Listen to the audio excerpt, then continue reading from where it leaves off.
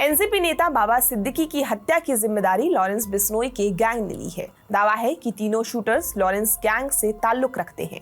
उन्होंने पहले ही बाबा सिद्दीकी के घर की रेकी कर रखी थी और जेल में बंद लॉरेंस के इशारे पर इस हत्याकांड को अंजाम दिया गया है।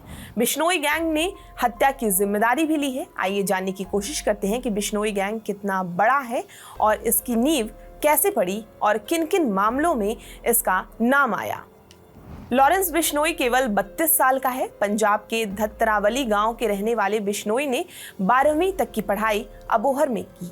इसके बाद आगे की पढ़ाई के लिए 2010 में चंडीगढ़ चला गया और सेक्टर 10 के डीएवी कॉलेज में एडमिशन लिया। साल 2011-12 में वो पंजाब विश्वविद्यालय के छात्र संगठन student organisation of Punjab university का अध्यक्ष रहा। उन्हीं दिनों खिलाड़ियों और पुलिस वालों के बच्चों को लेकर एक गैंग बना लिया था। मीडिया रिपोर्ट्स में कहा गया कि छात्र राजनीति की आड़ में लॉरेंस अपने साथियों के साथ राजस्थान विशेषकर श्रीगंगानगर और भरतपुर में रहता था। उसके खिलाफ पहली रिपोर्ट हत्या के प्रयास में लिखी गई थी। फिर 2010 के अतिक्रमण की एक और एफआईआर दर्ज हुई। बिश्नोई के खिलाफ फरवरी 2011 में मारपीट और सेल फोन लूटने का केस भी दर्ज किया गया।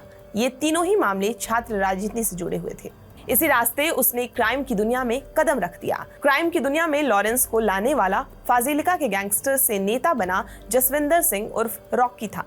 चंडीगढ़ पुलिस के हवाले से मीडिया में आई खबरों के मुताबिक बिश्नोई के खिलाफ वहां 7 एफआईआर दर्ज की गई थी। 4 में तो उसे बरी कर दिया गया था। 3 एफआईआर में अदालत में केस लंबित है। मई 2016 में हिमाचल प्रदेश के परवाणु के पास रॉकी की हत्या कर दी गई थी।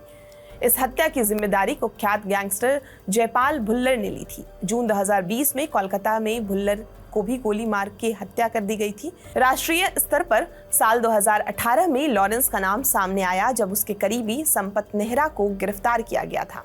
बेंगलुरु में जून 2018 में गिरफ्तार किए गए नेहरा ने खुलासा किया कि लॉरेंस बिश्नोई ने काले हिरन के शिकार के मामले में अभिनेता सलमान खान को ठिकाने लगाने के लिए कहा था।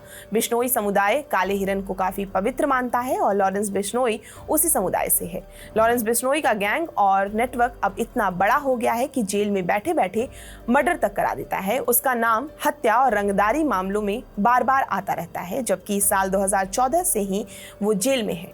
वहीं से देश विदेश में फैले अपने क्राइम नेटवर्क को संभालता है। ये हाल तब है जब प्रवर्तन निदेशालय और नेशनल इन्वेस्टिगेशन एजेंसी समेत कई राज्यों की पुलिस ने लॉरेंस बिश्नोई के खिलाफ केस दर्ज कर रखे हैं।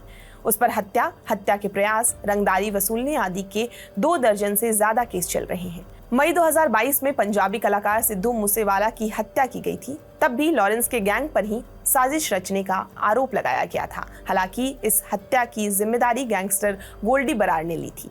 अभिनेता सलमान खान को बिश्नोई की ओर से आए दिन धमकियां मिलती रहती है। जानकार मानते हैं कि सलमान बिश्नोई की हिट लिस्ट में हो या नहीं, पर अपनी धमक बनाए रखने के लिए वो ऐसा करता है। जानकार ये भी मानते हैं कि बिश्नोई खुद को जेल के भीतर ज्यादा सुरक्षित समझता है। बाहर का सारा काम अपने गुर्गों से कराता है। उसकी दहशत केवल हवा नहीं है, कई धमकियों पर वो खड़ा उतरा है। आपको ये पूरी जानकारी कैसी लगी हमें कमेंट करके जरूर बताएं और देश दुनिया की तमाम खबरों के लिए आप हमारे साथ बने रहें और देखते रहें TV9 डिजिटल।